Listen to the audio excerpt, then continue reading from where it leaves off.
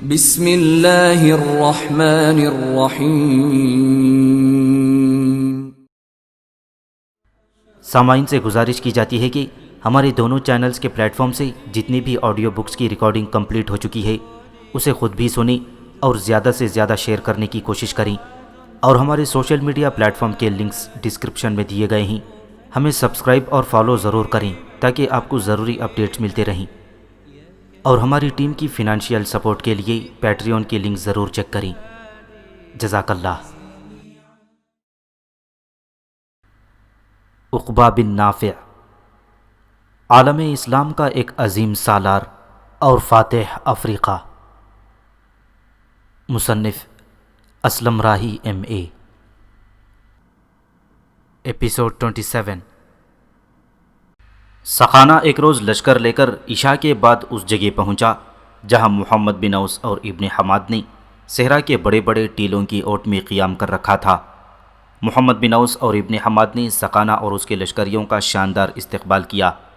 سقانہ باری باری محمد بن اوس اور ابن حماد سے ملا، دکھ بھرے انداز میں عقبہ بن نافع کی موت پر غم کا اظہار کیا، پھر محمد بن اوس کو مخاطب کر کے کہنے لگا: محمد بن اوس، میرے عزیز بھائی، میرا دل چاہتا ہے کہ پہلے ان رومنوں سے عقبہ بن نافع کا خوفناک انتقام لیا جائے، اس کے بعد کسیلہ، برانس اور افریقہ کے صحراؤں میں دوسری قوتوں پر ضرب لگائی جائے۔ ابن اوس، میرے بھائی، مجھے یہ بھی بتایا گیا ہے کہ جس جگہ آپ کے ساتھ ان قوتوں کا ٹکراؤ ہوا تھا، دشمن کا متحدہ لشکر اس سے 5 میل آگے جا چکا ہے، تاکہ کھلے صحرا کے اندر زہیر بن قیس اور حنس بن عبداللہ کی راہ روکے اور ان سے مال غنیمت حاصل کرنے کی کوشش کرے۔ محمد بن اوس، میرے عزیز بھائی، میں چاہتا ہوں کہ دشمن قوتوں کے ایسا کرنے سے پہلے ہی ہم اپنے کام کی ابتدا کریں گے۔ سب سے پہلے رومنوں سے عقبہ بن نافع کا خوفناک انتقام لیں گے، انہیں اپنا ہدف بنائیں گے، اور پھر ماضی کی طرح انہیں اپنے سامنے روند کر رکھ دیں گے۔ یہاں تک کہنے کے بعد سقانہ جب خاموش ہوا تب محمد بن اوس اسے مخاطب کر کے کہنے لگا: سقانہ، میرے بھائی، میں تمہارے جذبات کی قدر کرتا ہوں، لیکن اب ہمیں دشمن قوتوں سے کسی طریقے، کسی منصوبہ بندی سے نمٹنا ہوگا۔ پہلے ہمارے سامنے اکیلے رومن ہوا کرتے تھے اور ہم اپنی مرضی، اپنی منشا کے مطابق ان پر چڑھ دوڑتے تھے اور انہیں بدترین شکست بھی دیتے رہے ہیں، لیکن اب ہمارے مقابلے میں ایک نہیں کئی قوتیں جمع ہو گئی ہیں، جس میں رومن ہیں اور اردیا کا بادشاہ کسیلہ ہے، برانس کا ایک بہت بڑا لشکر ہے، اور پھر کسیلہ کے ساتھ ملکہ جرارہ کا ایک لشکر بھی ہے۔ اس کے علاوہ ذاب کی سلطنت کا حکمران بھی رومنوں کے ساتھ ہے، اور قفزہ کا حاکم ایلیکس بھی موجود ہے۔ اس بنا پر آپ لوگوں سے میں یہ بھی کہوں گا کہ ذاب اور قفزہ کے حکمران اپنی مرضی سے بلکہ توہن اور کرہن رومنوں کا ساتھ دے رہے ہیں، جبکہ حقیقی معنوں میں یہ دونوں ہمارے ساتھ ہیں اور ان سے ہمیں کوئی خطرہ نہیں ہے۔ اس کے باوجود ہمیں سوچ بچار کے بعد دشمن کو اپنا ہدف بنانا ہوگا۔ سقانہ، اس موقع پر میں تمہارے ذمے ایک کام لگاتا ہوں۔ تمہارے لشکر کے جوان صحرائی بھول بھلیوں سے اچھی طرح واقف ہیں۔ اپنے لشکر میں سے 2 بربر جوانوں کا انتخاب کرو، انہیں کہو کہ شمال یا جنوب کی طرف سے ایک لمبا کاوا کاٹتے ہوئے اس راہ کی طرف جائیں جو مغرب سے خیروان کی طرف آتی ہے، مغرب کی طرف بڑھتے ہوئے یہاں تک کہ زہیر بن قیس اور حنس بن عبداللہ سے جا کر ملیں۔ ان دونوں سے مل کر سب سے پہلے عقبہ بن نافع کے جنگ میں کام آنے کی اطلاع دیں، بلکہ رومنوں کے علاوہ کسیلہ، ملکہ جرارہ اور دوسری قوتوں نے جو شاہراہ کے دائیں بائیں گھات لگا رکھی ہے، ان سے زہیر بن قیس اور حنس بن عبداللہ کو آگاہ کریں۔ تمہارے وہ دونوں آدمی یہ اطلاع دینے کے بعد زہیر بن قیس اور حنس بن عبداللہ کے لیے رہنمائی کا کام بھی سر انجام دیں۔ میری طرف سے زہیر بن قیس کو یہ پیغام دے دیں کہ مال غنیمت کو اپنے پیچھے رکھے، جبکہ اپنے دستوں کو پوری طرح مستعد رکھتے ہوئے آگے آگے بڑھتے رہیں۔ ساتھ ہی زہیر بن قیس سے یہ بھی کہنا کہ اگلے کچھ لشکریوں کے پاس جرس ہونے چاہیے، تاکہ دشمن قوتوں کے پاس آ کر وہ جرس بجانا شروع کر دیں۔ جرس کی آواز سن کر وہ یہ سمجھے گا کہ مسلمان مال غنیمت سے لدے بار برداری کے جانوروں کو ہانکتے ہوئے آ رہے ہیں، لہٰذا ان کا خیال ہوگا کہ مسلمانوں نے اپنے آگے آگے جانور رکھے ہوئے ہیں اور وہ انہیں ہانکتے ہوئے آ رہے ہیں۔ اس بنا پر وہ ہمارے کاروان کے پچھلے حصے میں ضرب لگانے کی کوشش کریں گے، اس کا انہیں خوب نقصان بھی اٹھانا پڑے گا۔ وہ اس لیے کہ جس وقت دشمن قوتیں زہیر بن قیس کے خلاف حرکت میں آئیں گی، میری طرف سے زہیر بن قیس کو کہنا کہ وہ بائیں پہلو کو بالکل فراموش کر دے، دائیں طرف دشمن پر حملہ آور ہو جائے ان کے دائیں طرف کسیلا، برانس اور ملکہ جرارہ کے لشکری ہوں گے۔ زہیر بن قیس کو چاہیے کہ اپنے حصے کے لشکر کے ساتھ دشمن پر ایسی ضرب لگائیں کہ صحرا میں انہیں روگیتا چلا جائے، جبکہ سقانہ اور ابن حماد بھی یہاں سے ایک لمبا کاوا کاٹتے ہوئے دور شمال کی طرف جائیں گے اور وہاں کسی مناسب جگہ گھات لگا لیں گے۔ سقانہ، تمہارے جو آدمی زہیر بن قیس کی طرف جائیں گے ان کے ذمے یہ کام لگا دیا جائے کہ جب وہ دیکھیں کہ زہیر بن قیس اور حنس بن عبداللہ گھات کے قریب آ گئے ہیں، وہ فضا کے اندر جلتے پروں کا ایک تیر بلند کر دیں، جو میرے لیے نشاندہی ہوگی کہ زہیر بن قیس اور حنس بن عبداللہ دشمن کی گھات کے قریب آ گئے ہیں۔ چنانچہ یہ اشارہ پا کر میں بھی اپنی گھات سے نکل کر رومنوں کے قریب ہو جاؤں گا، اور پھر تم، میں اور ابن حماد رومنوں پر وہ ضرب لگائیں گے کہ رومن سنبھل نہ پائیں گے۔ اس سے پہلے میں نے کسی پر یہ ظاہر نہیں کیا، لیکن میں نے اپنے دل میں یہ بات ٹھان رکھی ہے کہ میں اپنی طرف سے پوری کوشش کروں گا کہ رومنوں کے سالار لیو کو اپنا ہدف بناؤں، اسے موت کے گھاٹ اتار دوں تاکہ عقبہ بن نافع کا انتقام لے لوں۔ سقانہ، جو آدمی تم زہیر بن قیس کی طرف بھیجواؤ گے انہیں یہ بھی ہدایت کرنا ہوگا کہ زہیر بن قیس کو کچھ اس اطراف سے اپنے مشرق کی طرف لائیں کہ وہ دشمن کے پڑاؤ کے پاس آدھی رات کے قریب پہنچے۔ اس کا ہمیں یہ فائدہ ہوگا کہ اس وقت دشمن کے لشکری اونگ کی حالت میں ہوں گے اور ہم اسی اونگ کی حالت میں انہیں ابدی نیند سلانے کی کوشش کریں گے۔ میرے بھائی، اب وقت ضائع نہ کرو، اپنے 2 آدمیوں کو زہیر بن قیس کی طرف روانہ کر دو۔ محمد بن اوس کے کہنے پر سقانہ حرکت میں آیا اور اپنے 2 لشکریوں کو اس نے زہیر بن قیس کی طرف روانہ کر دیا۔ اس کے بعد محمد بن اوس، ابن حماد اور سقانہ تینوں نے مل کر اپنے لشکریوں کے قیام و آرام کا اہتمام کرنے لگے۔ سقانہ نے جو اپنے بربر قبیلے کے 2 قاصد زہیر بن قیس اور حنس بن عبداللہ کی طرف روانہ کیے تھے، انہوں نے جنوب کی طرف دور رہتے ہوئے ایک لمبا کعوہ کاٹتے ہوئے صحرا کے اندر منزل پر منزل مارتے ہوئے صحرائی ذروں کو رونتے ایک ٹیلے کے پیچھے دوسرے ٹیلے کے پاس سے گزرتے ہوئے وہ اس جگہ سے کافی دور آگے نکل گئی تھی جہاں رومنوں نے اور برانس نے اپنے اتحادیوں کے ساتھ پڑاؤ کر رکھا تھا، اور یہاں تک کہ دوپہر کے وقت وہ قیروان کی طرف آنے والی شاہراہ پر اس جگہ پہنچ گئی جہاں زہیر بن قیس اور حنس بن عبداللہ اپنے لشکر کے ساتھ ان گنت بار برداری کے جانوروں اور چھکڑوں کے ساتھ مال غنیمت کو لے کر سفر کر رہی تھی۔ زہیر بن قیس اور حنس بن عبداللہ کے سامنے جا کر ان دونوں بربروں نے ہاتھ کے اشارے سے رکنے کے لیے کہا۔ زہیر بن قیس نے اپنے گھوڑوں کی باگ روک لی، ان کی طرف دیکھتے ہوئے حنس بن عبداللہ بھی رک گیا، اور پھر پیچھے سارا لشکر اس شاہراہ پر رک گیا تھا، یہاں تک کہ آنے والوں میں سے ایک زہیر بن قیس کو مخاطب کر کے کہنے لگا، ابن قیس، ہمارے محترم، ہم سقانہ کے قبیلے سے تعلق رکھتے ہیں، ہم سب سے پہلے آپ کے لیے یہ بری خبر لے کر آئے ہیں کہ رومنوں کے ساتھ ایک ٹکراؤ میں امیر عقبہ بن نافع اپنی جان سے ہاتھ دھو بیٹھے ہیں۔ یہ خبر سن کر زہیر بن قیس اور حنس بن عبداللہ دونوں چونک اٹھے تھے۔ پھر زہیر بن قیس کچھ کہنا ہی چاہتا تھا کہ سہمے سہمے اور دکھیا سے انداز میں حنس بن عبداللہ بول پڑا، یہ تم کیا کہہ رہے ہو؟ یہ جو کچھ ہوا ہے تفصیل کے ساتھ بتاؤ۔ اس کے بعد آنے والے اس قاصد نے عقبہ بن نافع، محمد بن اوس اور ابن حماد کے ساتھ رومنوں، کسیلا اور برانس کے ٹکراؤ، عقبہ بن نافع کے جنگ کے دوران کام آنی، محمد بن اوس ابن حماد کے گرفتار ہونے کے بعد آزادی حاصل کرنی، اس کے بعد ان کے متحدہ لشکر کے 5 میل آگے آ کر گھات لگانی، ابن حماد اور محمد بن اوس کے ٹیلوں کی بھول بھلیوں کے اندر قیام کرنی، اور قیروان سے سقانہ کو ایک لشکر کے ساتھ اپنے پاس بلانے کی ساری تفصیل کہہ دی۔ یہاں تک کہنے کے بعد وہ رکا۔ اس کے بعد محمد بن اوس نے رومنوں، کسیلا کے علاوہ اس پر حملہ آور ہونے کی جو تفصیل قاصدوں سے کہی تھی وہ بھی قاصد نے زہیر بن قیس اور حنس بن عبداللہ سے کہہ دی۔ قاصد جب خاموش ہوا تب زہیر بن قیس اور حنس بن عبداللہ کچھ دیر بالکل چپ چاپ رہی۔ پھر ان کے پیچھے جو لشکر تھا ان میں بھی یہ خبر سنا دی گئی کہ عقبہ بن نافع شہید ہو چکے ہیں، اور اس کے بعد زہیر بن قیس اور حنس بن عبداللہ کی سرکردگی میں سارے لشکر نے کھڑے کھڑے دعا مانگی۔ اس کے بعد زہیر بن قیس آنے والے ان دونوں مخبروں کو مخاطب کر کے کہہ رہا تھا، میرے عزیز ساتھیوں، کیا میرے عزیز بھائی محمد بن اوس کے پاس اتنا لشکر ہے کہ وہ رومنوں کے علاوہ کسیلا، برانس اور دیگر قوتوں کے ساتھ ٹکرا سکے گا؟ جواب میں اس بار دوسرا قاصد بول اٹھا۔ وہ کہنے لگا، امیر، رومنوں نے زاب اور قفزہ کے حکمرانوں کے ساتھ صحرا کے بائیں جانب پڑاؤ کر رکھا ہے، جبکہ دائیں جانب کسیلا اور برانس کے علاوہ بربروں کی ساحرہ اور ملکہ جرارہ کا بھی ایک لشکر ہے۔ امیر محمد بن اوس نے دشمن پر ضرب لگانے کے لیے جو تفصیل ہمیں کہی تھی وہ ہم نے آپ کے سامنے بیان کر دی ہے، آخری فیصلہ کرنا آپ کا کام ہے۔ قاصد دم لینے کے لیے رکا، پھر وہ دوبارہ کہہ رہا تھا، امیر زہیر بن قیس، یوں جانیں رومن، کسیلا، برانس اور دیگر قوتیں آپ کی راہ روکے کھڑے ہیں۔ وہ آپ دونوں پر حملہ آور ہو کر نہ صرف یہ کہ آپ کے علاوہ ہمارے لشکریوں کا خاتمہ کرنا چاہتے ہیں، بلکہ ان کے سامنے سب سے بڑی حرص و ہوس اور لالچ وہ مال غنیمت ہے جو مسلمانوں کے ہاتھ بحر ظلمات تک لگا ہوا ہے، وہ اس مال غنیمت پر قبضہ کرنے کے درپے ہیں۔ قاصد جب خاموش ہوا تب زہیر بن قیس گردن جھکائے کچھ سوچتا رہا۔ اس کے بعد وہ کہنے لگا، جو طریقہ کار میرے عزیز محمد بن اوس نے وضع کیا ہے یہی سب سے بہترین اور آخری ہے۔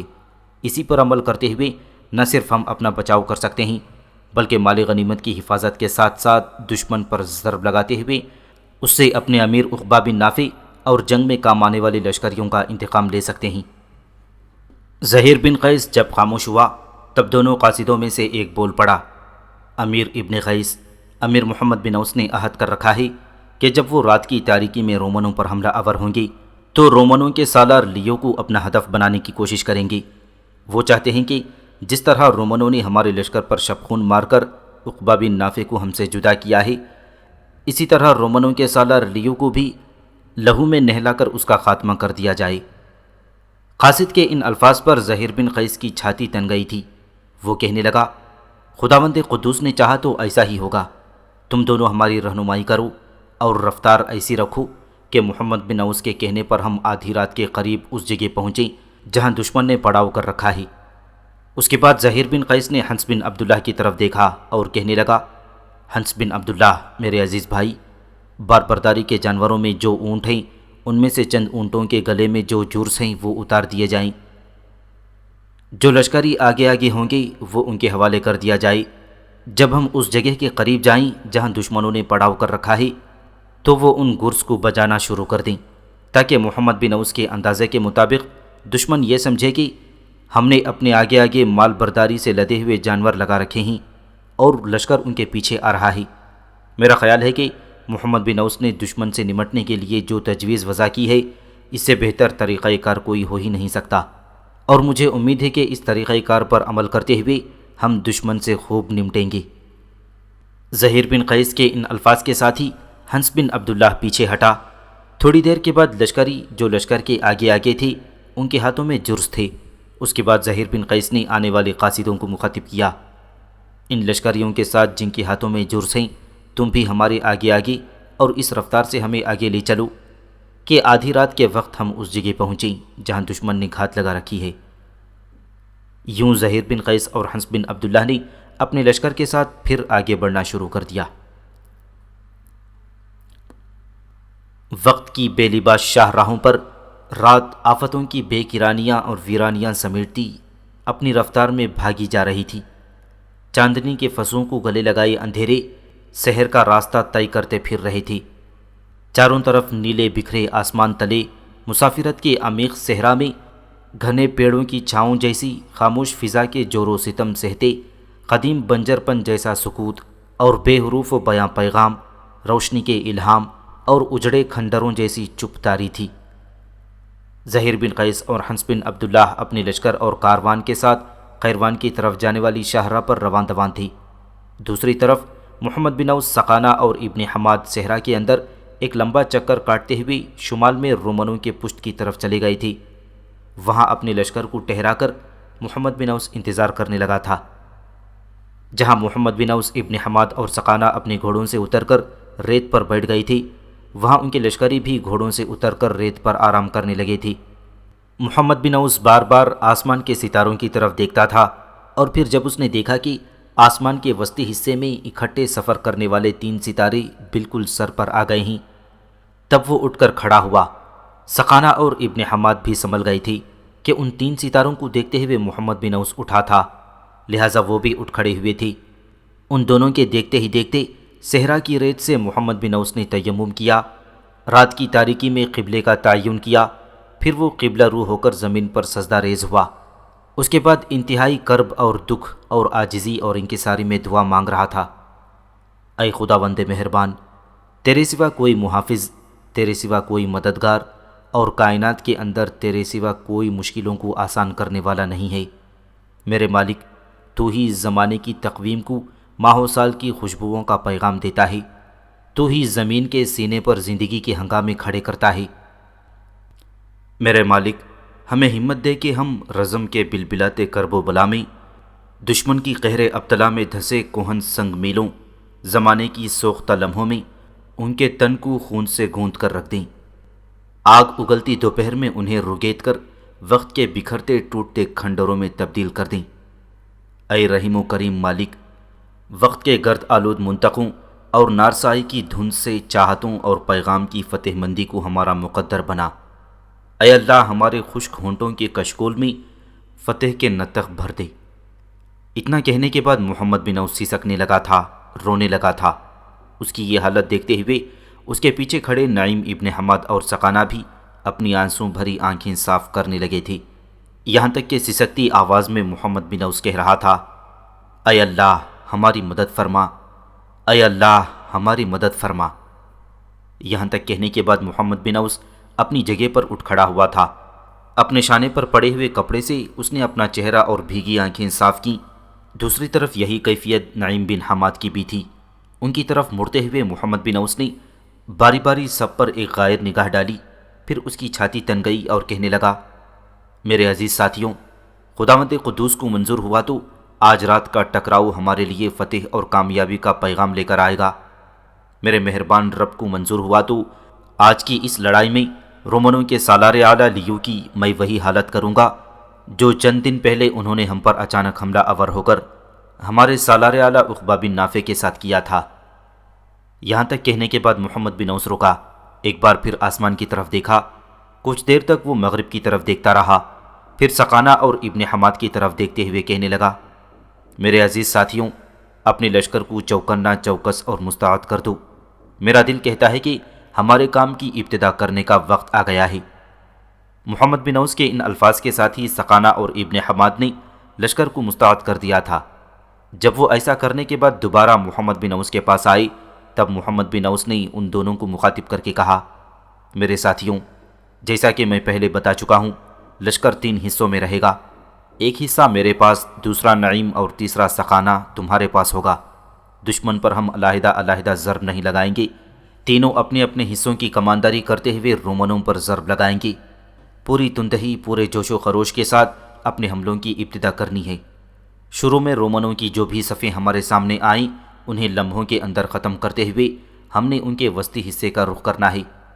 میں آگے آگے رہوں گا، اس لیے کہ میں نے تہیہ کر رکھا ہے کہ لیو کو خون میں ضرور نہلاؤں گا۔ یہاں تک کہتے کہتے محمد بن اوس کو رک جانا پڑا، اس لیے کہ دور مغرب میں فضاؤں کے اندر جلتے پروں کا ایک تیر بلند ہوا تھا۔ اس تیر کی روشنی دیکھتے ہوئے محمد بن اوس کے چہرے پر ہلکی سی مسکراہٹ نمودار ہوئی تھی۔ دوبارہ سقانہ اور ابن حماد کو مخاطب کرتے ہوئے کہنے لگا، میرے ساتھیوں، آؤ اپنے کام کی ابتدا کریں اور اپنے لشکر کو لے کر مزید رومنوں کے قریب ہو جائیں۔ اس پر سقانہ اور ابن حماد بھاگتے ہوئے محمد بن اوس کی طرح اپنے گھوڑوں پر سوار ہو گئی تھی۔ اس کے بعد محمد بن اوس اپنے لشکر کو لے کر آگے بڑھنا شروع ہوا تھا۔ آگے بڑھنے کا یہ سماں بھی عجیب تھا۔ صحرا کے اندر ریت کے ٹیلے اس طرح کھڑے تھے جیسے قبروں کے شہر سے ان گنت لوگ نکل کر صحرا کے اندر پیوستہ ہو گئی ہوں۔ بہرحال انہی ٹیلوں کی بھول بھلیوں سے ہوتا ہوا محمد بن اوس لمحہ بلمحہ رومنوں کے لشکر کے قریب ہوتا چلا جا رہا تھا۔ رومنوں کے لشکر کے قریب جا کر محمد بن اوس، ابن حماد اور سقانہ نے اپنی رفتار تیز کر دی تھی۔ اس کے بعد وہ زندگی کے لہو کا نقطہ جوش منجمد کر دینے والے عذابوں کی طرح تا حد نظر پھیلے دشت کرب میں زیست کی ناؤ کو ڈبوتے بے پناہ مصائب کے ہجوم کی طرح آگے بڑھ رہے تھے۔ رومنوں کے قریب جا کر محمد بن اوس، ابن حماد اور سقانہ ایک ساتھ طوفانوں کے ہیجان کی طرح 400 بکھرتی گونجوں جیسی تکبیریں بلند کیں۔ اس کے بعد وہ زندگی کے مد و جزر کو منجمد کرتے عالم کے بدترین ذائقوں، اندھیرے کی گھنی پرچھائیوں میں آتشی ناآسودگیوں کی طرح رومنوں پر حملہ آور ہو گئی تھی۔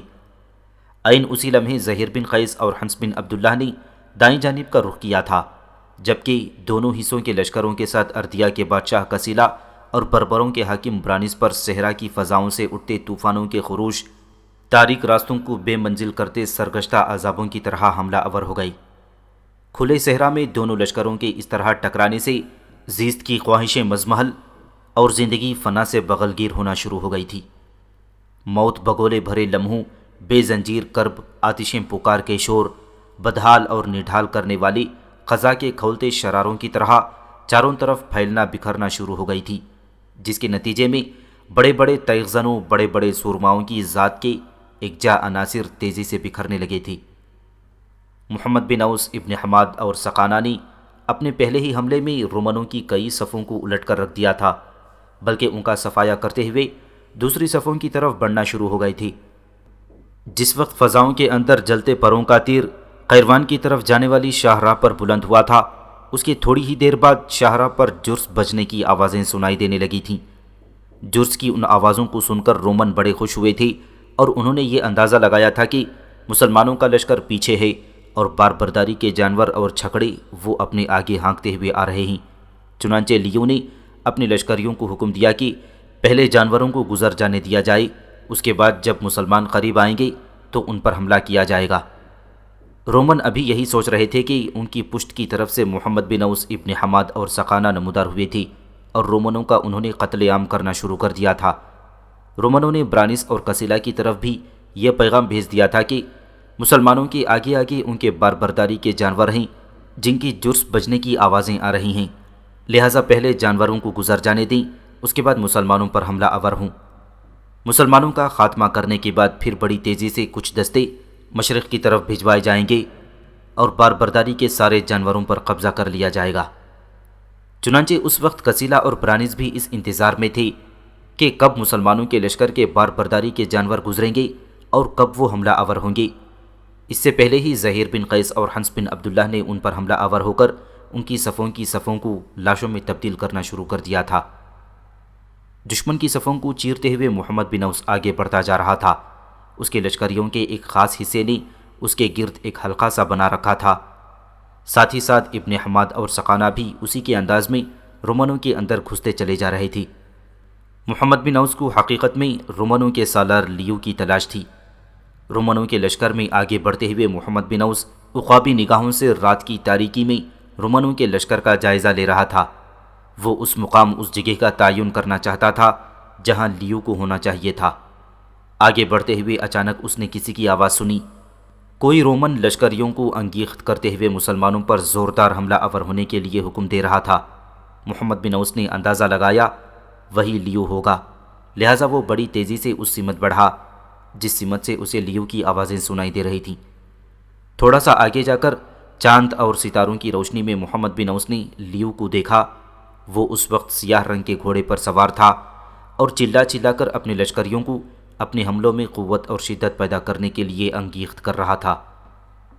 جس وقت محمد بن اوس اپنے ساتھیوں کے حلقے میں آگے بڑھ رہا تھا، اسی کے انداز میں نعیم بن حماد اور سقانہ بھی اپنے سامنے رومنوں کے لشکریوں کی لاشیں بچھاتے ہوئے آگے بڑھ رہے تھے، یہاں تک کہ محمد بن اوس لیو کے قریب جا پہنچا۔ لیو کے قریب جا کر گرجتی آواز میں محمد بن اوس نے اسے مخاطب کیا، رومنوں کے سالار لیو، میری طرف غور سے دیکھو، میں مسلمانوں کا سالار محمد بن اوس ہوں۔ محمد بن اوس کا نام سن کر لیو کا چہرہ ہلدی اور پیلا ہو گیا تھا۔ وہ سٹپٹا سا گیا۔ اپنے رد عمل کا اظہار کرنا ہی چاہتا تھا کہ محمد بن اوس نے اپنے ساتھی لشکریوں کے ساتھ لیو کے گرد حفاظت کا حالہ بنانے والے رومنوں پر حملہ آور ہو کر ان کا صفایا کر دیا۔ پھر وہ مزید اس کے قریب ہوا۔ لیو کی کیفیت اس وقت ہیجانی سی ہو گئی تھی۔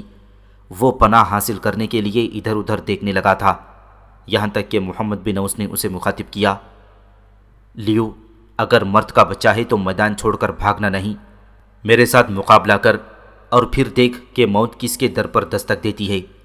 ساتھ ہی یہ بات بھی اپنے دل میں لکھ رکھنا کہ اپنی تلوار بہت جلد تیرے شانے پر اس زور سے گرے گی کہ تیرے پورے جسم کو کاٹتی ہوئی تیرے گھوڑے کی پیٹھ تک اترتی چلی جائے گی۔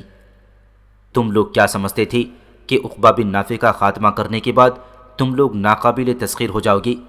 ہم تو اس صحرا میں حد نگاہ تک لوگوں کی قبریں آباد کرتے چلے جائیں گے۔ اس کے ساتھ ہی محمد بن اوس لیو پر حملہ آور ہو گیا تھا۔ محمد بن اوس انتہائی غصے اور غضبناکی اور غصیلی حالت میں تھا، اور یہی جوش و جذبہ اس کے حملوں میں بھی تھا۔ لیو زیادہ دیر تک محمد بن اوس کا مقابلہ نہ کر سکا۔ ایک موقع پر محمد بن اوس کی تلوار بلند ہو کر لیو کی گردن پر گری اور اس کے جسم کو کاٹتی ہوئی اس کے گھوڑے کی پیٹھ تک پھسلتی چلی گئی۔ لیو کے اندر ایک ہولناک چیخ بلند ہوئی تھی اور لیو لاش کی صورت میں اپنے گھوڑے سے گر کر مرا تھا۔ جس وقت محمد بن اوس نے لیو کا کام تمام کیا تھا اور لیو اپنے گھوڑے سے گر گیا تھا، اس وقت قریب ہی نعیم بن حماد اور سقانہ بھی دشمن کے ساتھ برسر پیکار تھی۔ انہوں نے محمد بن اوس کے ہاتھوں لیو کا کام تمام ہوتے دیکھ لیا تھا، اور اس لمحے جو مسلمان لشکری محمد بن اوس ابن حماد اور سقانہ کے ارد گرد دشمنوں کے ساتھ برسر پیکار تھی، لیو کا کام تمام ہوتے دیکھ کر انہوں نے اس طرح زوردار انداز میں تکبیریں بلند کیں کہ پورے میدان جنگ کو انہوں نے ہلا کر رکھ دیا تھا۔ تکبیروں کی ان آوازوں نے رومنوں پر بھی ایک خوف اور وحشت طاری کر کے رکھ دی تھی۔ ابھی تک رومنوں کے اندر یہ خبر نہیں پھیلی تھی کہ مسلمانوں کے سالار محمد بن اوس نے لیو کا کام تمام کر دیا ہے۔ اس کے باوجود محمد بن اوس ابن حماد اور سقانہ کے تیز حملوں کے سامنے رومنوں کی حالت بڑی تیزی سے غیر ہوتی گئی۔ عین اسی لمحے محمد بن اوس نے اپنے لشکریوں کو للکارتے ہوئے اپنے حملوں میں تیزی اور شدت پیدا کرنے کی ترغیب دی۔ محمد بن اوس کی یہ آواز سنتے ہی مسلمان لشکری بھونچال کھڑے کرتے طوفانوں، ارادوں اور عزائم کو پامال کرتی اندیکھی خوفناک کسک اور زہریلے لمحوں میں رسوائیوں اور نفرتوں کی تعبیروں کی طرح ٹوٹ پڑے تھے۔ محمد بن اوس کی یہ للکار رات کے وقت زہیر بن قیس اور حنس بن عبداللہ نے بھی سن لی تھی، لہٰذا انہوں نے بھی اپنے لشکریوں کو للکارا اور اپنے حملوں میں شدت پیدا کرنے کے لیے کہا، جس کے جواب میں ان کے تحت کام کرنے والے لشکریوں نے بھی زوردار آواز میں تکبیریں بلند کیں۔ پھر وہ بھی سرمئی بے کرام فضاؤں میں ابد کی گرم گداز قوتوں، وقت کی گود میں بھٹیوں سے نکلتی کھولتی آگ کی طرح کسیلا برانس اور ملکہ جرارہ کے لشکر پر حملہ آور ہونے لگے تھے۔ عین اسی لمحے محمد بن اوس کے کچھ لشکریوں نے چلا چلا کر چیخ چیخ کر رومنوں کو یہ بتانا شروع کر دیا تھا کہ ان کے سالار محمد بن اوس نے رومنوں کے سالار اعلیٰ لیو کا کام تمام کر کے رکھ دیا ہے۔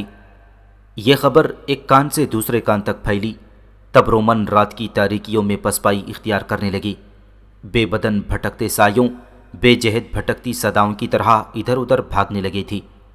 انہوں نے مقابلہ ترک کر دیا تھا اور شمال کی طرف بھاگے تھی۔ اس بھاگ دوڑ میں محمد بن اوس ابن حماد اور سقانہ نے ان کا خوب قتل عام کیا۔ دوسری طرف کسیلا برانس اور ملکہ جرارہ کے لشکری ابھی تک زہیر بن قیس اور حنس بن عبداللہ کے ساتھ برسر پیکار تھی۔ وہاں تلواروں اور ڈھالوں کی صداؤں میں روحوں اور جسموں کا اتصال ختم ہو رہا تھا۔ پھر جلد ہی وہاں بھی رومنوں کے سالار لیو کے مارے جانے اور رومنوں کے شمال کی طرف پسپا ہونے کی خبریں پھیلیں۔ تب کسیلا برانس اور ملکہ جرارہ کے سالار بھی اپنے اپنے لشکر کو سمیٹتے ہوئے اور شکست تسلیم کرتے ہوئے جنوب کی طرف ہٹ گئی تھی۔ اس موقع پر محمد بن اوس نے بھاگتے رومنوں کا تعاقب نہیں کیا، ساتھ ہی اس نے ایک قاصد زہیر بن قیس کی طرف روانہ کیا اور یہ پیغام بھجوایا کہ وہ بھی دشمنوں کے لشکر کا تعاقب نہ کرے۔ چنانچہ دونوں لشکر آگے بڑھتے ہوئے شاہراہ پر پڑاؤ کرنے لگے۔ سب سے پہلے سارے سالاروں نے ایک دوسرے کو اس کامیابی پر فتح کی مبارکباد دی۔ پھر محمد بن اوس زہیر بن قیس کو مخاطب کرتے ہوئے کہنے لگا، میں نے تھوڑی دیر پہلے کچھ قاصد آپ کی طرف روانہ کیے تھے کہ آپ کسیلا اور ملکہ جرارہ کے لشکر کا تعاقب نہ کریں۔ ایسا میں نے اس احتیاط کے تحت کیا تھا کہ ان کے لشکر کی تعداد اب بھی ہم سے زیادہ ہے، لہٰذا وہ ہمارے لیے نقصان کا باعث بن سکتے ہیں۔ میرے خیال میں آپ نے میرے اس پیغام کو محسوس نہیں کیا ہوگا۔ چاند اور ستاروں کی مدھم روشنی میں زہیر بن قیس نے اس موقع پر گھورنے کے سے انداز میں محمد بن اوس کی طرف دیکھا، پھر کہنے لگا، ابن اوس، میرے ساتھ ایسی باتیں نہ کیا کرو۔ قسم خداوند قدوس کی، جہاں میں تمہیں اپنا چھوٹا بھائی خیال کرتا ہوں، وہاں میں اس بات کو بھی تسلیم کرتا ہوں کہ میدان جنگ میں تمہاری کارکردگی ہمیشہ سب سے اچھی رہی ہے۔ تم ایسا پیغام میری طرف بھیجتے رہا کرو۔ زہیر بن قیس جب خاموش ہوا تب کچھ سوچتے ہوئے محمد بن اوس پھر بول پڑا، ابن قیس میرے بھائی، اب لشکر اور سامان کو لے کر قیروان کی طرف روانہ ہوتے ہیں، اور وہاں پہنچ کر سب سے پہلا کام آپ یہ کیجئے گا کہ تیز رفتار قاصد دمشق میں خلیفہ عبد الملک بن مروان کی طرف بھجوائیے گا اور یہ اطلاع کیجئے گا کہ عقبہ بن نافع ایک جنگ میں کام آ گئے ہیں، لہٰذا ان علاقوں میں مسلمانوں کی برتری اور مسلمان علاقوں کی حفاظت کے لیے کمک روانہ کی جائے۔ یہ کام میں خود بھی کر سکتا تھا، لیکن میں اپنے آپ کو اس قابل نہیں سمجھتا۔ ابن قیس میرے عزیز بھائی، عقبہ بن نافع جب ان سرزمینوں کی طرف آئے تھے تو یہاں نہ صرف مسلمانوں کے حاکم تھے بلکہ سالار اعلیٰ بھی تھے۔ اب جب کہ عقبہ بن نافع شہید ہو چکے ہیں تو ہم سب آپ کو افریقہ میں مسلمانوں کا حاکم اعلیٰ اور سپہ سالار اعلیٰ تسلیم کرتے ہیں۔ اس بنا پر ان سرزمینوں میں کوئی بھی کام آپ کی مرضی اور آپ کی اجازت سے نہیں کیا جائے گا۔ اسی حقیقت کو سامنے رکھتے ہوئے میں نے اپنی طرف سے کوئی قاصد دربار خلافت کی طرف روانہ نہیں کیا۔ اس موقع پر زہیر بن قیس آگے بڑھا۔ ابن اوس کو اس نے پوری طرح اپنے ساتھ لپٹا لیا، اس کی پیشانی چومی اور کہنے لگا، محمد بن اوس میرے عزیز بھائی، ایسی باتیں کر کے کیوں مجھے احساس کمتری کا شکار کرنا چاہتے ہو؟ تم وہ سالار ہو جس نے بڑے بڑے ناقابل تسخیر تیغزنوں کو لمحوں کے اندر اپنے سامنے روگیت کر رکھ دیا تھا۔ تم مسلمانوں کے وہ سالار ہو جس نے دشمن کی صفوں میں جس طرح بھی رخ کیا اپنے پیچھے لاشوں کی صفیں بچھاتا چلا گیا۔ اس کے باوجود تم یہ کہتے ہو کہ تم اپنے آپ کو اس کا مجاز نہیں سمجھتے کہ عقبہ بن نافع کی شہادت کے بعد کمک طلب کرنے کے لیے تم دربار خلافت کی طرف قاصد بھیج سکو۔ محمد بن اوس، تم اس کے مجاز ہو، تم ایسا کر سکتے ہو میرے عزیز بھائی۔ آئندہ کبھی اس موضوع پر میرے ساتھ اس انداز میں گفتگو نہ کرنا، تمہاری اس طرح کی گفتگو مجھے شاق گزرتی ہے۔ یہاں تک کہنے کے بعد زہیر بن قیس رکا، پھر بڑے غور سے محمد بن اوس کی طرف دیکھتے ہوئے کہنے لگا، ابن اوس، تم نے اچھا کیا، نہ خود دشمن کا تعاقب کیا نہ مجھے کرنے دیا، اس طرح ہم نقصان اٹھا بھی سکتے تھی۔ میرے عزیز بھائی، اب بتاؤ کیا کرنا ہے؟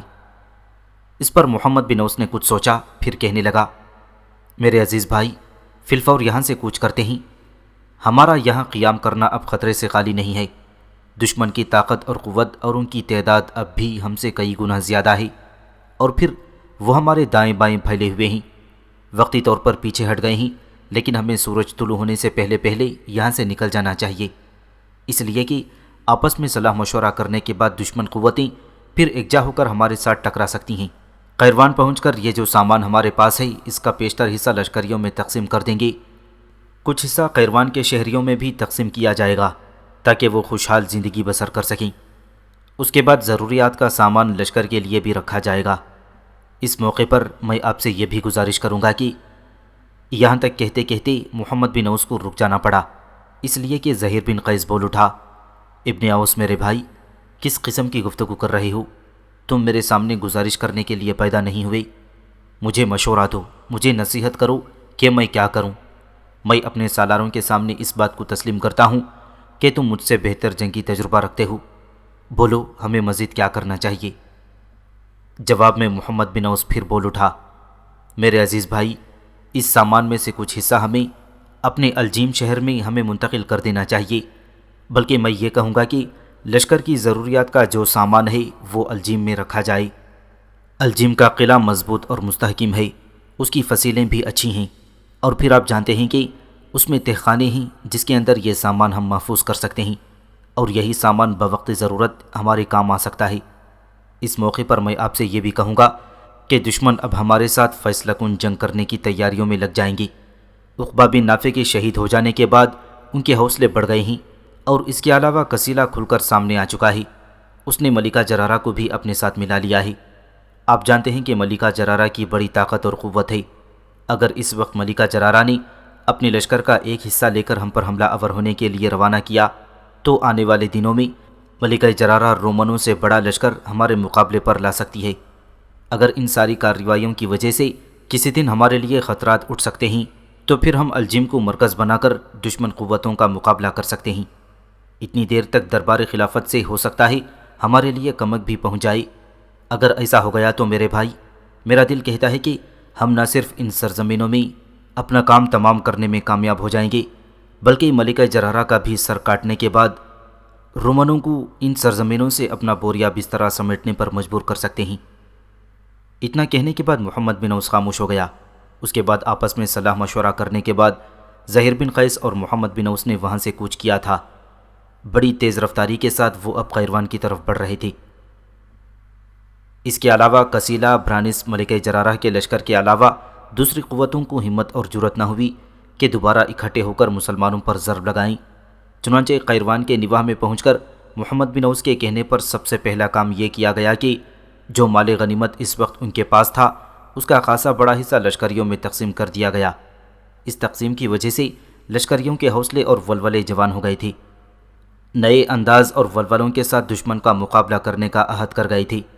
اس کے بعد سقانہ کی سرکردگی میں کچھ سامان الجیم شہر کی طرف روانہ کر دیا گیا تھا، جبکہ باقی سامان کے ساتھ وہ قیروان شہر میں داخل ہوئے۔ شہر میں داخل ہونے کے بعد سب سے پہلا کام یہ کیا گیا کہ جو سامان ان کے پاس بچا ہوا ہے وہ شہر کی ضرورت مندوں میں تقسیم کر دیا گیا۔ اس طرح جہاں مسلمان لشکری مالا مال ہو گئے تھے، وہاں قیروان کے ضرورت مند لوگ بھی فکر معاش سے بے نیاز ہو کر رہ گئے تھے۔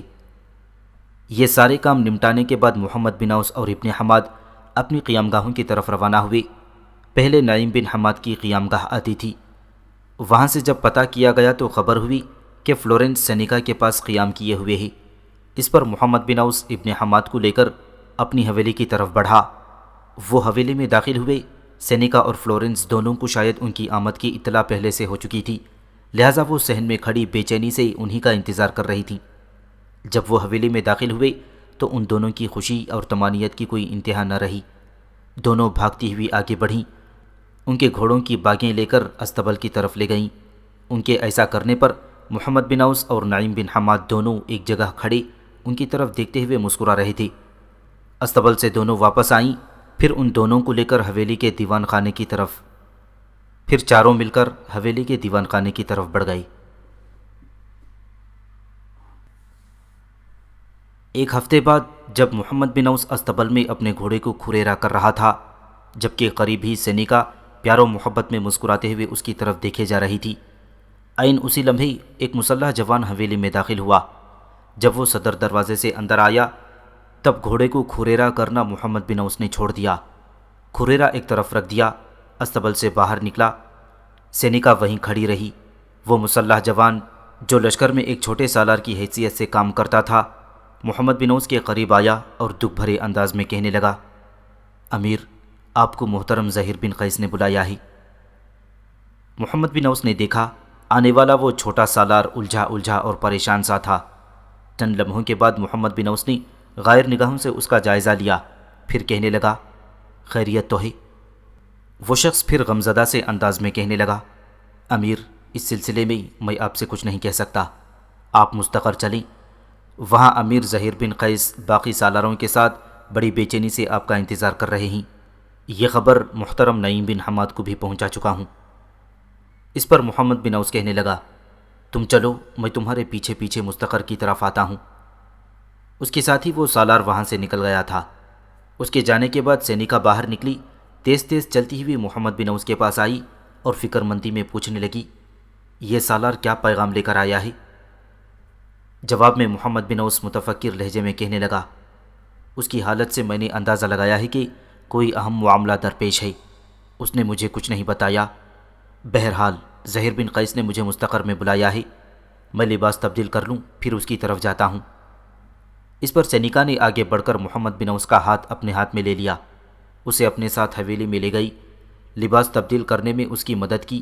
اس کے بعد محمد بن اوس حویلی سے نکلا تھا۔ جب وہ نعیم بن حماد کی حویلی کے پاس آیا تو ابن حماد اپنی حویلی سے باہر شاید محمد بن اوس ہی کا انتظار کر رہا تھا، چنانچہ دونوں بڑی تیزی سے مستقر کی طرف ہو لیے تھے۔ جب وہ مستقر میں زہیر بن قیس کے پاس پہنچے تو وہاں سب چھوٹے بڑے سالار جمع تھے۔ زہیر بن قیس نے اپنی دائیں بائیں نشستوں پر ہاتھ مارتے ہوئے محمد بن اوس اور ابن حماد کو بیٹھنے کے لیے کہا۔ ابن حماد آگے بڑھ کر زہیر بن قیس کے دائیں جانب جا بیٹھا، جبکہ محمد بن اوس بائیں جانب سقانہ کے پاس جا بیٹھا۔ اس کے بیٹھنے کے بعد زہیر بن قیس کچھ دیر گہری سوچوں میں ڈوبا رہا، پھر محمد بن اوس کی طرف دیکھتے ہوئے دکھ بھرے انداز میں کہنے لگا، میرے عزیز بھائی، اس وقت ہمارے لیے 3 بری خبریں ہیں۔ ایک خبر ہے اندرونی نا اتفاقی کی، اور دوسری 2 دشمن کی طرف سے ہیں۔ کچھ قاصد تھوڑی دیر پہلے آ کر یہ خبریں انہوں نے دی ہیں۔ زہیر بن قیس کے ان الفاظ پر محمد بن اوس چونکا اور کہنے لگا، ہمارے اندرونی معاملات کو کیا ہوا ہے؟ کیا کوئی بغاوت یا نافرمانی پر آمدہ ہے؟ اور میں دیکھتا ہوں کہ حنس بن عبداللہ یہاں نہیں ہے۔ زہیر بن قیس نے شانے پر رکھے ہوئے رومال سے اپنا چہرہ صاف کیا، کہنے لگا، عزیز بھائی، اسی سے متعلق تو میں تم سے کچھ کہنے والا ہوں۔ دراصل حنس بن عبداللہ کا یہ خیال ہے کہ عقبہ بن نافع کے بعد ہمیں دشمن کے ساتھ ٹکراؤ بند کر دینا چاہیے اور مصر کی طرف کوچ کرنا چاہیے، وہاں سے امداد حاصل کرنے کے بعد پھر دشمن قوتوں سے ٹکرانا چاہیے۔ زہیر بن قیس کے ان الفاظ پر محمد بن اوس نے کچھ سوچا، پھر کہنے لگا، زہیر بن قیس، یہ حنس بن عبداللہ کا ذاتی خیال ہے اور یہ اجتماعی فیصلہ نہیں ہے۔ اگر ہم سب اب تک فتح کیے جانے والے علاقوں سے دستبردار ہو جائیں اور مصر کی طرف چلے جائیں اور وہاں بیٹھ کر دربار خلافت سے آنے والی کمک کا انتظار کریں، تو اس سے یہ تو پوچھنا تھا کہ اس وقت قیروان کے علاوہ جو ہمارے شہر ہیں اور ان میں جو آبادی ہے اس کی حفاظت کون کرے گا؟ کس کے رحم و کرم پر چھوڑ کر ہم اپنی خود کی حفاظت کی خاطر مصر کا رخ کر جائیں گے؟ زہیر بن قیس کے انکشاف پر محمد بن اوس کے چہرے پر ناپسندیدگی اور غصے کے آثار نمودار ہوئے۔ پھر وہ کہنے لگا، کیا حنس بن عبداللہ یہ چاہتا ہے کہ ہم اپنی جانیں بچا کر یہاں سے مصر کی طرف کوچ کر جائیں اور ہمارے بعد ہمارے دشمن ہمارے لوگوں پر خزاں کی آہنی گرفت کی طرح حملہ آور ہو جائیں اور ان کی حالت یک بستگی میں بکھری راکھ جیسی بنا کر رکھ دیں؟ کیا وہ یہ چاہتا ہے کہ ہم اپنے ہی لوگوں کو تنہا دشمن کے سامنے چھوڑ کر چلے جائیں؟ اتنا کہنے کے بعد محمد بن اوس رکا، پھر اپنی بات کو آگے بڑھاتا ہوا کہہ رہا تھا، کیا حنس بن عبداللہ یہ چاہتا ہے کہ ہم یہاں سے چلے جائیں اور دشمن ہمارے سرسبز اور شاداب کھیتوں کو زرگزیدہ سماج سے بھی ابتر بنا کر رکھ دیں اور اس سے بھی بڑھ کر ہمارے انگنت دشمن بھوکے گدھوں کی طرح یہاں کا رخ کریں گے اور ہمارے بوڑھوں بچوں ماؤں بہنوں کی ڈوبتی نبضوں میں انگنت نشتر گاڑ کر رکھ دیں گے؟ اگر وہ ایسا چاہتا ہے تو زہیر بن قیس میرے بھائی، میں کم از کم ایسا بالکل نہیں چاہتا۔ اگر آپ میرا ہی خیال جاننا چاہتے ہیں تو میں یہ تک بتا دوں کہ اگر آپ سب لوگ سارے سالار سارے لشکری بھی قیروان چھوڑ کر چلے جائیں تو قسم خداوند قدوس کی میں اکیلا ہی یہاں رہوں گا، اور جب تک میرے جسم میں خون کا آخری قطرہ ہے میں… اس سے آگے محمد بن اوس کچھ نہ کہہ سکا۔ زہیر بن قیس نے اس کے منہ پر ہاتھ رکھ دیا اور کہنے لگا، ابن اوس، آپ سے یہ ساری تفصیل کہنے کا مقصد یہ ہے کہ آپ حنس بن عبداللہ کو سمجھائیں۔ وہ اپنے کچھ ساتھیوں کو ساتھ لے کر مصر جانے کا آخری فیصلہ کر چکا ہے اور اپنی تیاریوں کو آخری شکل بھی دے چکا ہے۔ اس موقع پر محمد بن اوس نے بڑے غور سے زہیر بن قیس کی طرف دیکھا، پھر کہنے لگا، کیا آپ نے اسے مصر جانے سے روکا؟ زہیر بن قیس نے اس بات میں گردن ہلا دی، کیا آپ نے اسے سمجھایا کہ اس طرح ہمارے جانے کے بعد ہمارے شہر ہماری بستیاں اجڑ جائیں گی اور ویران ہو جائیں گی؟ زہیر بن قیس نے پھر اس بات میں گردن ہلائی۔ اس پر غصے اور غضبناکی کا اظہار کرتے ہوئے محمد بن اوس بول اٹھا، زہیر بن قیس، ان علاقوں میں محترم عقبہ بن نافع کے بعد اب آپ نہ صرف حاکم ہیں بلکہ سپہ سالار اعلیٰ بھی ہیں۔ اگر حنس بن عبداللہ نے آپ کی بات نہیں مانی اور آپ کے سمجھانے پر بھی اس نے اپنا فیصلہ تبدیل نہیں کیا تو پھر میں کون ہوتا ہوں اسے سمجھانے والا؟ اسے جانے دیں۔ اگر وہ اپنے لوگوں کی حفاظت میں ہمارا ساتھ نہیں دینا چاہتا تو نہ دے، اپنی حفاظت کی خاطر بے شک چلا جائے، ہم اسے روکیں گے نہیں۔ یہ آخری فیصلہ ہے اور میری آپ سے گزارش ہے کہ آپ مزید اسے سمجھانے کی کوشش نہ کریں، بلکہ اسے کہہ دیں کہ وہ جو چاہتا ہے کر گزرے، ہم اسے روکنے کی کوشش نہیں کریں گے۔ جس وقت ہم اپنے محترم سالار عقبہ بن نافع کی سرکردگی میں دشمن سے ٹکراتے تھے اس وقت بھی ہم خداوند قدوس ہی سے مدد اور حمایت کے طالب ہوا کرتے تھے۔ اب امیر کے مارے جانے کے بعد آپ کا ہر فیصلہ آخری اور حتمی ہے۔ اگر اس نے آپ کی بات نہیں مانی تو اسے جانے دیں، اس کے جانے کے باعث ہم اپنے خداوند قدوس کی مدد اور حمایت سے محروم نہیں ہو جائیں گے۔ یہاں تک کہنے کے بعد محمد بن اوس رکا، کچھ سوچا، پھر دوبارہ اس نے زہیر بن قیس کو مخاطب کرتے ہوئے کہنا شروع کیا، آپ نے اس اندرونی خلفشار کی تفصیل تو کہہ دی ہے اور وہ مسئلہ حل بھی ہو گیا۔ اب جو دو بری خبریں آپ سنانا چاہتے ہیں ان سے متعلق کہیں کہ آپ کیا کہنا چاہتے ہیں۔ محمد بن اوس کے اس استفسار پر زہیر بن قیس نے کہنا شروع کیا، ابن اوس میرے بھائی، پہلی بری خبر یہ ہے کہ بربروں کے سردار برانس نے ایک کافی بڑے لشکر کے ساتھ ہمارے علاقوں میں ترکتاز کرنا شروع کر دیا ہے۔ اس سلسلے میں خبر صرف یہ ہے کہ کسیلا بلکہ ملکہ جرارہ کے لشکری بھی اس کی مدد کر رہے ہیں۔ دوسری بری خبر یہ ہے کہ رومنوں کے بادشاہ جسٹینین اور افریقہ میں ان کے حاکم گریگری کو خبر ہو گئی ہے کہ رومنوں کے علاوہ کسیلا کو بھی ہمارے ہاتھوں شکست کا سامنا کرنا پڑا ہے، اور یہ کہ محمد بن اوس کے ہاتھوں ان کا نامور جرنیل لیو بھی اپنی جان سے ہاتھ دھو بیٹھا ہے چنانچہ اپنی اس زک، اپنی اس شکست، اپنی اس ذلت آمیز خواری پر پردہ ڈالنے کے لیے رومنوں نے اپنے شہر برقہ پر حملہ آور ہونے کا فیصلہ کر لیا ہے۔ زہیر بن قیس جب خاموش ہوا تب کسی قدر متفکر انداز میں محمد بن اوس نے پوچھ لیا، کیا رومنوں کو یہ خبر تو نہیں ہو گئی کہ ہم نے مال غنیمت کا ایک حصہ الجیم میں رکھا ہوا ہے؟ کہیں وہ برقہ پر حملہ ہونے کے بعد الجیم کا رخ تو نہیں کریں گے؟ کیا ہمارے مخبروں نے اس سلسلے میں کوئی نشاندہی کی ہے؟ اس پر زہیر بن قیس کہنے لگا، میرے بھائی، ہمارے مال غنیمت کے وہاں رکھنے کی ابھی کسی کو خبر نہیں ہے۔ اس وقت یہ دونوں بری خبریں ہیں۔ ایک طرح سے دشمن ہمارے لیے دو محاذ کھولنا چاہتا ہے۔ میرے عزیز بھائی، تمہارے اور ابن حماد کے آنے سے پہلے میں نے سقانہ اور دوسرے سالاروں کے ساتھ مشورہ کیا تھا، ایک تجویز بھی بنائی تھی۔ اگر تم اس سے اتفاق کرو تو بڑے احسن طریقے سے دشمن سے نمٹ سکتے ہیں۔ محمد بن اوس، جہاں تک حنس بن عبداللہ کا تعلق ہے تو وہ تو اب ہمارا ساتھ نہیں دے سکتا۔ اپنے چند جانثاروں کے ساتھ وہ آج ہی یہاں سے مصر کی طرف روانہ ہو جائے گا۔ میں چاہتا ہوں کہ میں لشکر کا ایک حصہ لے کر برقہ کا رخ کروں۔ اس سلسلے میں اگر تم کسی رائے کا اظہار کرو تو میں حنس بن عبداللہ کی جگہ ابن حماد کو اپنے ساتھ رکھ لوں۔ مجھے امید ہے کہ میں اور نعیم بن حماد دونوں مل کر رومنوں کو ایسا کھنگا لیں گے کہ انہیں برقہ شہر کے نزدیک نہیں آنے دیں گے۔ جہاں تک برانس کا تعلق ہے تو میں چاہتا ہوں حسب سابق صالح بن حریم کو چند دستوں کے ساتھ قیروان شہر میں ہی رہنے دیا جائے۔ میرے بھائی، آپ اور سقانہ دونوں برانس کے خلاف حرکت میں آئیں۔ مجھے امید ہے کہ آپ دونوں مل کر برانس کی خوب سرکوبی کریں گے۔ زہیر بن قیس رکا۔ ایک غائر نگاہ باری باری اس نے محمد بن اوس اور سقانہ پر ڈالی، پھر کہنے لگا، اس سلسلے میں سقانہ کو بھی اپنے ساتھ برقہ لے جا سکتا ہوں، لیکن سقانہ کی یہاں ضرورت ہے۔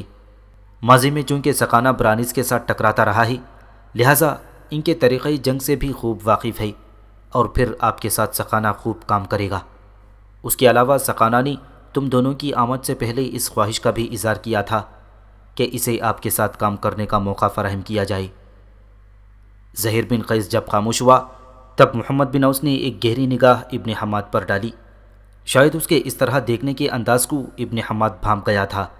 ہلکی سی مسکراہٹ اس کے لبوں پر نمودار ہوئی، پھر محمد بن اوس کو مخاطب کر کے کہنے لگا، ابن اوس میرے بھائی، میری طرف اس طرح نہ دیکھو۔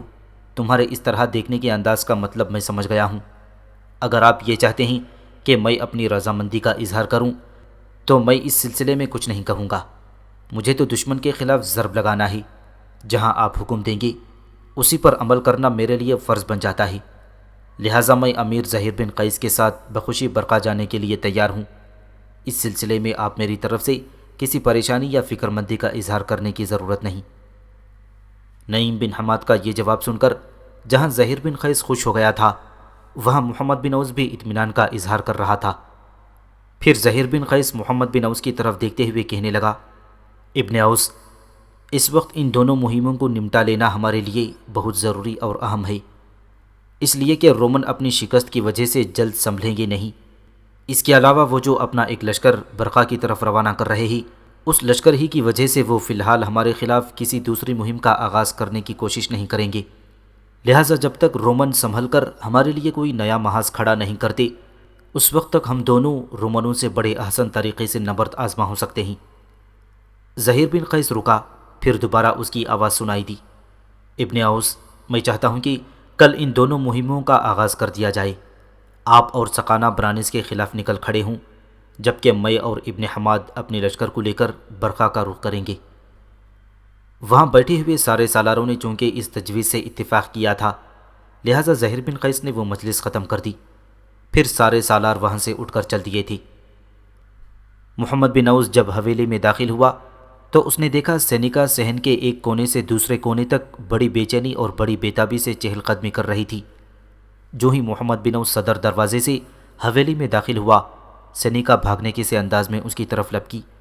قریب آ کر اس نے محمد بن اوس کے دونوں ہاتھ اپنے ہاتھوں میں لیے، اسے اپنے ساتھ دیوان خانے میں لے گئی۔ دونوں ایک ہی نشست پر بیٹھ گئے۔ پھر وہ چاہت اور جستجو بھرے انداز میں سینیکا نے محمد بن اوس کو مخاطب کیا، امیر، زہیر بن قیس نے جو سارے سالاروں کو جمع کیا تھا، کیا اس کا کوئی خاص مقصد تھا؟ جواب میں محمد بن اوس نے پہلے بڑے غور سے سینیکا کی طرف دیکھا، اس کے بعد زہیر بن قیس کے ساتھ جو گفتگو ہوئی تھی اس کی تفصیل اس نے سینیکا سے کہہ دی۔ ساری تفصیل جاننے کے بعد سینیکا پریشان اور فکر مند ہو گئی تھی۔ پھر دکھ بھرے انداز میں کہنے لگی، یہ حنس بن عبداللہ کو کیا ہوا کہ وہ اس قدر غیر ذمہ داری کا اظہار کرنے لگا ہے؟ وہ واپس جانا چاہتا ہے تو چلا جائے، اس ایک کے جانے سے انقلاب نہیں آ جائے گا، اس لیے کہ خداوند قدوس کسی قوم کی انفرادی غلطیوں کو تو معاف کر سکتا ہے اور اجتماعی غلطیوں کی سزا سخت دیتا ہے۔ یہ بھی اچھا ہے کہ اکیلے حنس بن عبداللہ کے یہ خیالات ہیں، کوئی دوسرا سالار اس سلسلے میں اس کا حمایتی اور طرفدار نہیں ہے۔ سینیکا رکی، کچھ سوچا، پھر دوبارہ اس نے محمد بن اوس کو مخاطب کیا، آپ کب تک نئی مہم پر نکلیں گے؟ میں کل اپنے حصے کے لشکر کے ساتھ یہاں سے کوچ کروں گا، میرے ساتھ زہیر بن قیس اور ابن حماد بھی برقہ کی مہم پر روانہ ہو جائیں گے۔ اس بار نعیم بن حماد کے بجائے سقانہ کو آپ کے ساتھ رکھا گیا ہے، کیا اس کی کوئی خاص وجہ ہے؟ غور سے محمد بن اوس کی طرف دیکھتے ہوئے سینیکا نے پوچھ لیا تھا۔ جواب میں محمد بن اوس کہنے لگا، نہیں سینیکا، اس کی کوئی خاص وجہ نہیں۔ اول یہ کہ سقانہ نے اس خواہش کا اظہار کیا تھا کہ اس مہم میں وہ میرے ساتھ کام کرنا چاہتا ہے۔ دوسرے، سقانہ برانس اور اس کے لشکریوں کے طریقۂ جنگ سے بھی خوب واقف ہے۔ ماضی میں بھی کئی مواقع پر وہ برانس سے ٹکراتا رہا ہے اور اسے شکستیں دیتا رہا ہے۔ اس بار برانس کے ساتھ ملکہ جرارہ اور قصیلہ کے لشکری بھی ہیں۔ اس کے باوجود مجھے امید ہے کہ میں اور سقانہ دونوں مل کر اس متحدہ لشکر کو لاتعداد بھیڑ بکریوں کے ریوڑ کی طرح ہانکنے میں کامیاب ہو جائیں گے۔ محمد بن اوس کے ان الفاظ پر سینیکا مطمئن ہو گئی تھی، پھر اپنی جگہ پر اٹھی اور محمد بن اوس کو مخاطب کر کے کہنے لگی، آپ اتنی دیر تک لباس تبدیل کریں، میں کھانا لگاتی ہوں، پھر اکٹھے بیٹھ کر کھانا کھاتے ہیں۔ اس کے ساتھ ہی سینیکا دیوان خانے سے نکل گئی۔ اگلے روز محمد بن اوس اور سقانہ برانس کی مہم کی طرف روانہ ہو گئی تھی، جبکہ زہیر بن قیس ابن حماد کے ساتھ برقہ کا رخ کر گیا تھا۔